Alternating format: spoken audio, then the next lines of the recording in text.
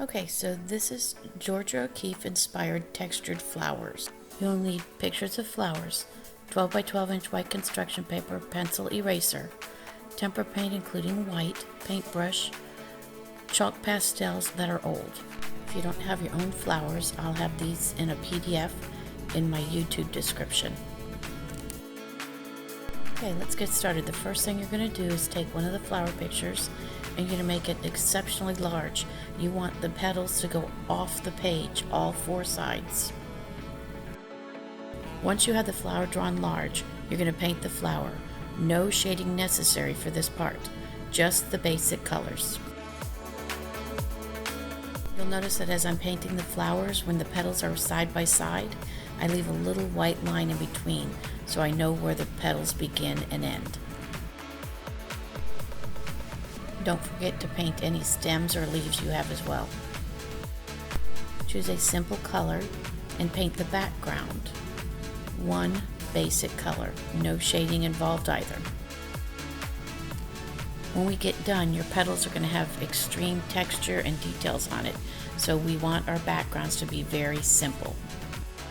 The last step is to get any last details painted, like the center of the flower.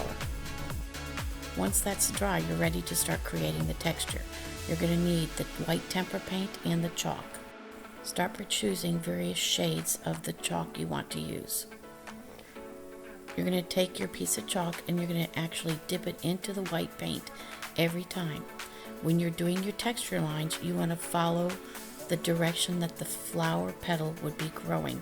Give it some curve, give it some dimension. Change out your color. Just because your background is red on your petal does not mean you can't use some purple and some pink in there to give it some darker and some lighter shadow areas and highlight areas. What should be happening is your chalk should be mixing in with that white paint, which will give it a color, but the white paint is also giving it a texture. Go back and add some more darker shadowed areas in there to make the petals stand out from each other.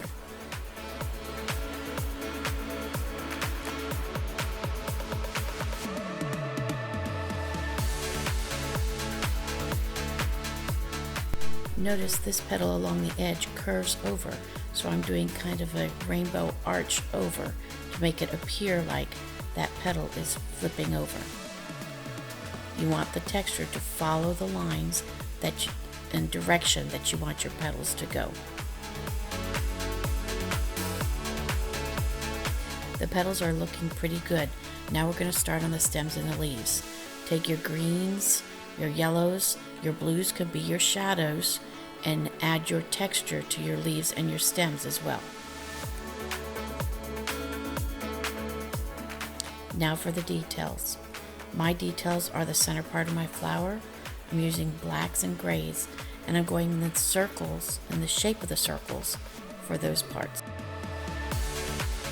Shadows. I want more depth to my flower, so I'm taking my purple and even a little bit of black, and I'm adding some more to the center and to the in-between parts on the petals.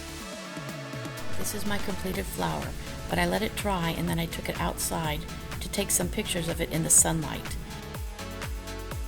As you can see, both the drying and the different lighting makes a difference in the picture. I really like the effect the texture has on this flower. Have a great time creating.